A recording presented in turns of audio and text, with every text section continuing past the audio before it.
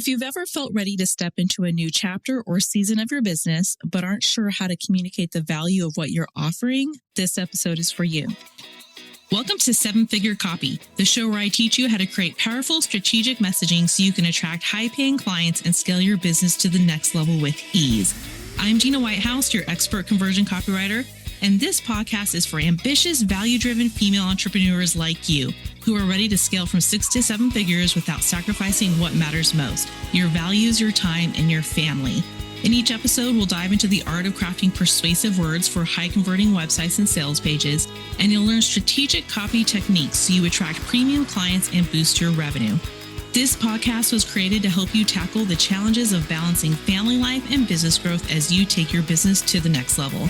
If you're ready to add a trusted partner to your team, making sure your message is compelling, consistent, and impactful, then you're in the right place. Today, I'm sitting down with Shannon Russell, founder of Second Act Success and host of the Second Act Success podcast.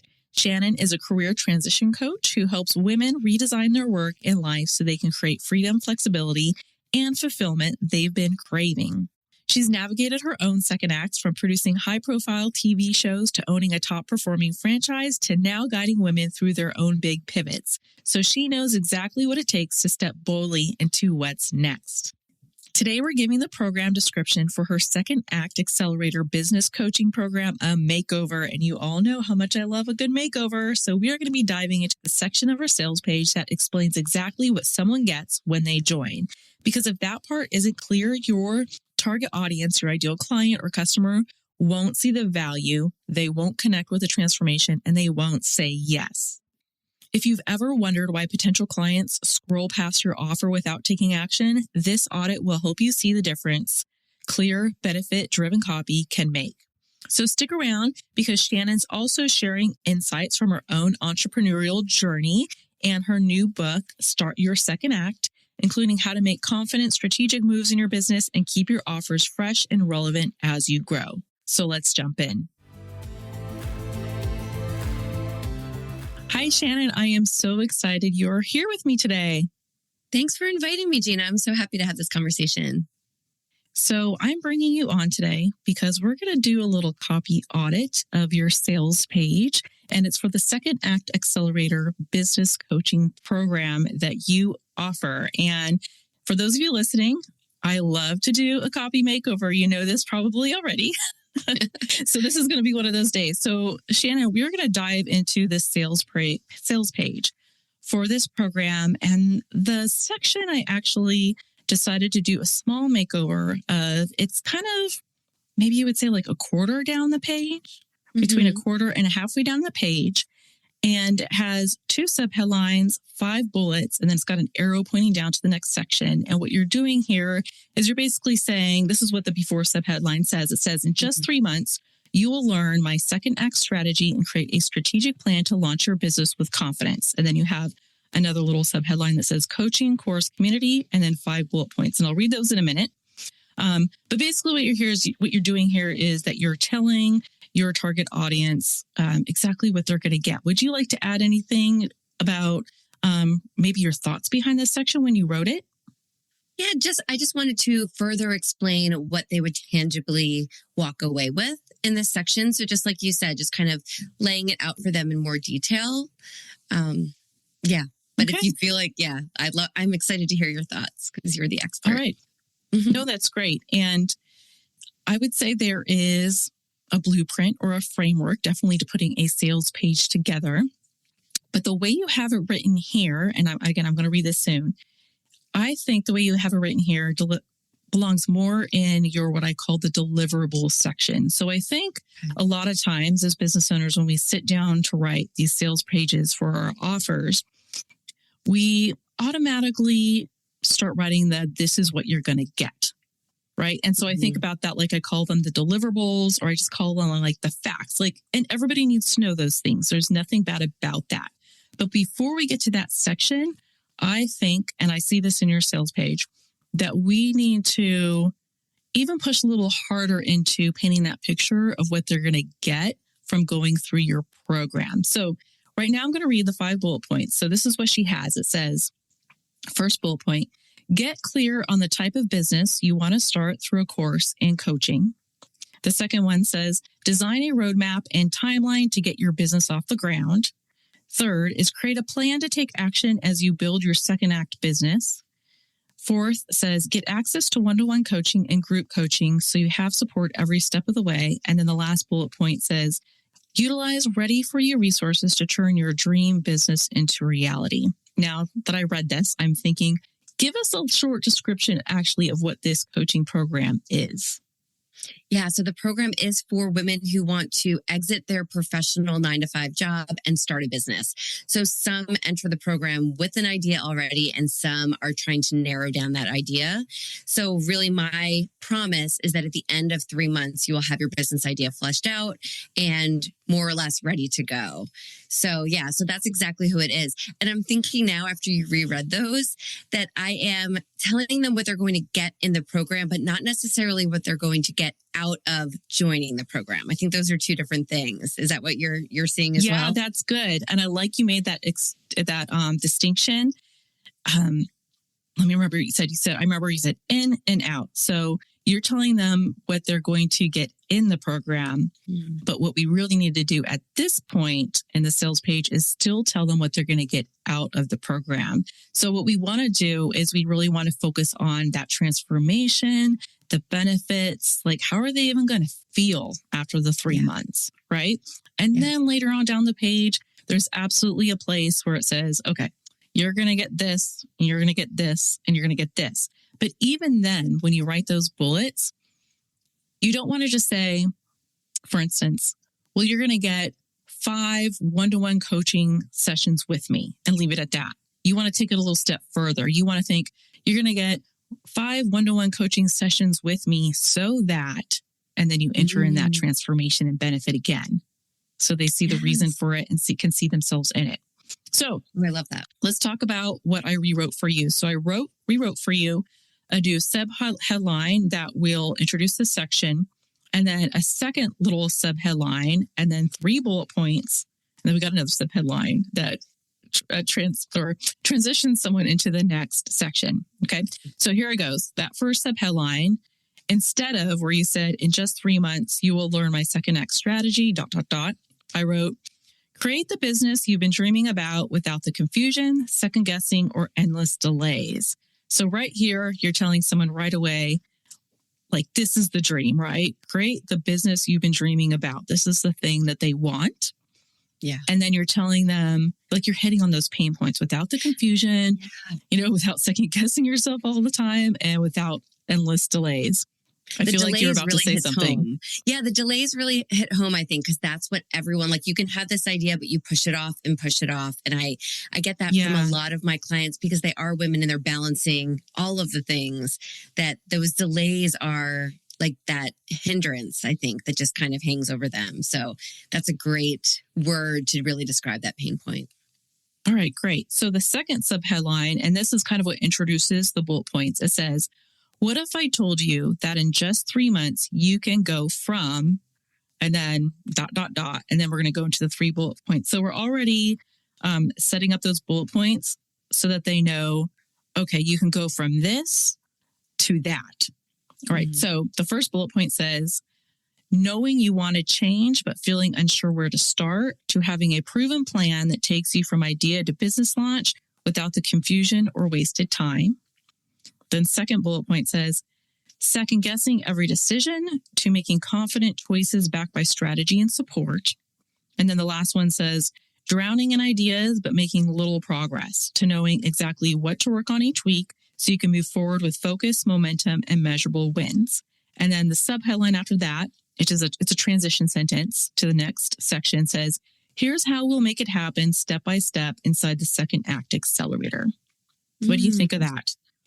I think it just condenses everything in a very clear way, and really drives home, again, the pain points in the situation that woman is feeling right now. So yeah, I love it. Cool. Yeah. So as listeners, those listening right now, you'll notice at the beginning of each bullet point, we hit on the pain points, and we really hit on the place like that they're at right now, or the fears that they have. And then at the end of the second half of the sentence, then we tell them what they're getting, but in a way that we're like painting that picture of where they want to be 3 months from now. So, I'm looking over this really quick. And the third bullet point, I really like that one because I really feel like it uses some emotional language there. Like, so it starts with drowning in ideas.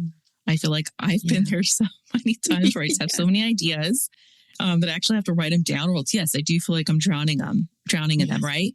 So drowning in ideas, but making little progress, and then to knowing exactly what to work on each week so you can move forward with the focus, momentum, and measurable wins, right? So again, just painting that picture.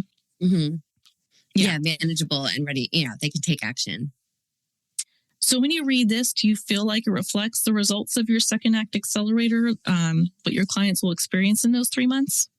It does. It encapsulates that really well because they will have, modules that they can watch, but then we really break down what they can be working on. And then with the coaching and the group coaching, you get those check-ins, right? Because you can have everything in front of you, but not know how to break it down into, like you said, the weeks of what can really get those results. So yeah, you painted that picture well.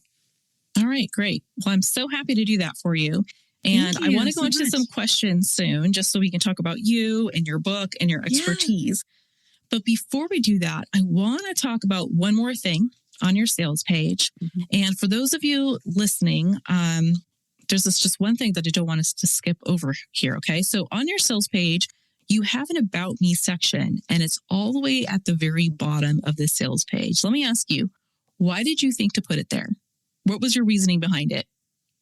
I have that particular About Me section on different pages throughout my website. Like I have an actual About Me page, obviously, but I just kind of made this small one to kind of throw at the bottom of my book page and my podcast page, things like that, just to give a little synopsis. So I wasn't really thinking about the placement. I just wanted it there somewhere. So maybe it's not the most ideal place for a sales page.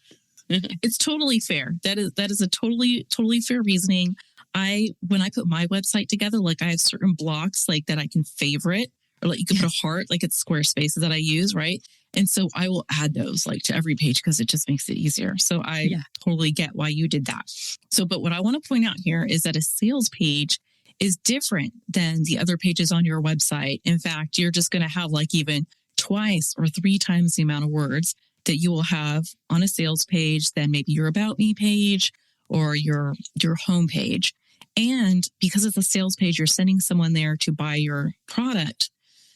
There is a sales psychology to it and reasoning between the framework of where we add things. So I want to see you move that About Me section up, okay? Because the problem is that by the time someone gets that far, they're often already decided whether they're going to say yes or they're going to click away.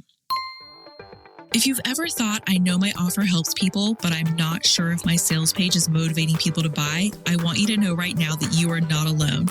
Let's get you from second guessing every word to selling your service, product, or program with confidence and clarity ASAP. Today, I'm inviting you to book a 30-minute complimentary copy chat with me to find out whether you need a strategic copy audit of your existing sales page or if you need a newly written, high-converting, done-for-you sales page.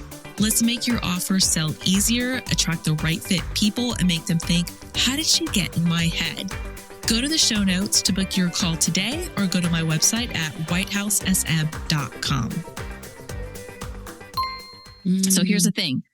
Your About Me isn't just a bio. It's one of the most powerful connection points on the entire page. And it's really your chance to step into the role of guide, okay, and show your potential client that you not only understand where they are, but that you've walked that path yourself.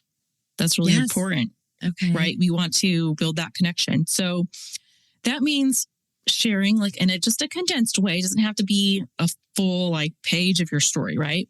You want to show the struggle that you've been through and the transformation that you've made, that you've had, so that they can see that you're not just teaching them theory, but you've actually lived it, right? And you don't want them to just see that at the end of the page. You've got to hit it earlier, definitely the first half of the page. So for those of you listening right now, you can go back to episode 8, where I do a copy audit episode with Becca Boving. She's a pelvic floor coach, and we looked at her small About Me section and it was on her homepage. And what I did was I did a small makeover of that with just a few tweaks so it would resonate more with her target audience. So the same principles that I taught in that episode for the homepage absolutely apply to the sales page. So one thing I want to say is this is the reason why it matters. So the person who lands on your sales page, they need to know why you're the person to help them, right? Because you have to make yourself different than all the other people out there, because I'm sure you're not the only one in this specific niche, right? True. You know, there's other people out there. So you want to show them how you're going to help them and that you're not just another coach or a business owner who offers a similar service. And when we move that About Me section higher, actually right before the transformation section, like that we just reworked, okay, you immediately establish that you have the experience and the expertise and the results to back up that promise you're making, right? So it builds trust. I really think that's just the place it goes. It goes right before that area that we just worked on. Yeah. And so you can say, okay, you know, give your, you know, quick elevator pitch of what you do, share a sentence or two about your own struggle. And because you went through that struggle, now you ... right? You show how you help them. And then you go into that section we wrote and you can say introducing, right? You're introducing it a second time, but now you're introducing it saying, I went through it and now I can help you. So introducing the second act accelerator. Imagine just in 3 months, you can go from, and then you go into the bullets. So I want to see you bring that up closer. Okay. Gina, I feel so silly now. I feel so silly thinking like, because you know what I think, and maybe other people feel this too, that you think everyone has gone through all the pages of your website and that they've gone to your About Me already and they know about you by the time they get to your sales page. And that's just not true. You've just made me realize that. So thank you. Yeah. I mean, it kind of goes back to just thinking about what the customer journey is too. Yeah. You know, and you can even think of it like, let's say you're sending people to your sales page directly from meta ads. Yeah, which I do. Yeah. Right. If they're going to go directly there, they're not getting a chance really to go to your About page on your website to read about you and read like a really in-depth story of the struggles you had and why you are where you are today. Okay. So you want to bring that About section up further, definitely in that first half. You don't want to lead with it. Like you don't want to have your headline and subheadline at the top of your sales page and then say, hi, I'm Shannon. I can help you. Because you haven't painted that picture yet of what they can have. You haven't hit on the pain points yet so that they can see, oh, wait, she gets me because she's in my head right now. Yeah. Right. So you kind of have to take them through that journey and then say, oh, by the way, hey, I'm so-and-so, and I've gone through this too. And because of it, I can help you. And then you move down. Yeah. Okay. Oh, I'm excited to change this now. Thank you. You're welcome. But I can see totally why you did it the way you did. And because we're busy as business owners, and it is just so easy to just make sure it's on every page and just put it at the bottom. Yeah. You know, that was my thinking. Yep. Yeah. Well, let's move into some questions now. So now that we've reworked some of your sales page copy, I want to take a few minutes to tap into your expertise as a business owner who's navigated some really big transitions over these last few or more years. Because I think there's a lot of lessons here that my listeners can apply no matter where they are in their business. Now, you've gone from producing high pressure TV shows to running a successful franchise to now building a coaching business and even writing a book, which is very cool. So that's a lot of scaling. It's a lot of pivoting and a lot of decision making. And those are skills that every business owner needs, right? And especially when they're looking to get more yeses and grow with confidence. So I love to pull out a few insights from your journey that you can help my audience, or that you can help so that my listeners here, they can learn to lead better, make smart choices, and keep their businesses moving forward. So the question I have for you, the first one is, okay, so you've thrived in TV production, right? And you've done the franchise ownership and now coaching. What's one leadership principle that you've carried through every stage that you think is critical for business owners looking to scale their business? Oh, honestly, I wish I could think of something more creative, but it's communication. Just communication is what led me to be successful in television because you're communicating with your crew, with your cast, with your talent. You're communicating the idea of your show to advertisers. And then in building my franchise, it was that communication with my team. And, Yeah. I started that business and no one in my area knew what this franchise was. And I had to go out and communicate that clearly in my marketing and in my conversations with partners. And then as a business coach, of course, you're communicating who you are, what you've done, and keeping that line of communication with your clients. So, yeah, I would think just having a really clear communication skill and strategy and apply that to every area of your business. I think that's what has been the most helpful for me. I like that. And when I think of communication, I think even communication in the written word, right? Yeah. Just in your copy. And for those of you listening who have listened to every episode thus far, you have heard me hit home on the idea of writing clear copy and having clarity, right? Because I know one of the reasons why people hit, opt-in pages, landing pages, sales pages, and even your website page is because if it's too vague, it's or confusing, people will just walk away. And right. And we all have limited time and we want to know right away, is this for me? When people hit my website, is this the right copywriter to partner with? Right. When they hit your website, is this the right coach that I want to work with? Mm-hmm. So I think that definitely hits home there. It's communication. I'd like to ask, and you don't have to go into great detail and you don't have to say the name, but what kind of franchise did you have? Oh, I owned a STEM education franchise. So it was teaching children robotics and building with Legos and how to think like an engineer. Yeah, it was wonderful. I sold it last year in 2024 successfully. So it's running by someone else now, but it's my baby. Oh, that's really cool. I'm going to have to get some more information from you about that because I want to check it out later after we're chatting. Okay, so growing a business often means saying yes to the right opportunities and no to distractions. How do you recommend, especially as female entrepreneurs, how to filter those decisions so they can grow without losing focus? That's a work in progress because just this morning I went out for coffee with someone that took a little too long and I said, "Oh, that should have been a no," because I have work to do. So yeah, I think it's being really intentional with how you plan your day within the hours that you do have. So I have to drop my kids off at school and pick them up. So I have only, 9 to 2:30 each day. Yeah. So I think when you really say like, this is my hours of operation and trying to make sure that you don't run to Target in the middle of the day or you don't take those lunches. And then being intentional about other things you do, because especially as an online entrepreneur, you are often on Zoom calls or guesting on podcasts or doing things like that, taking those meetings, but being more intentional about who you meet with and where you say yes rather than no.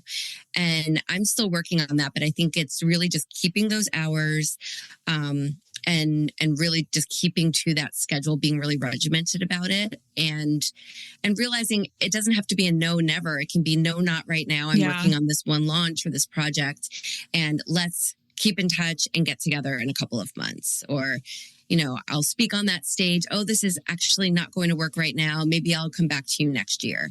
Just really seeing what's going to help drive your business sooner than later and lead with that. That's great. And that made me think about the place that I'm at right now. So we're recording this right now and season 2 hasn't even started. But those of you who are listening have already listened to many episodes because season 2 has started. And so a lot of these episodes, because I do the podcast seasonally, I can record them in advance. And there's about 2 or 3 things on my to-do list. And these aren't even things like meeting with people like you were talking about, but these are just things for my own business, like 2 or 3 things that I know I want to do next, or I want to, maybe a new software I want to buy, or something to help me to connect with more people.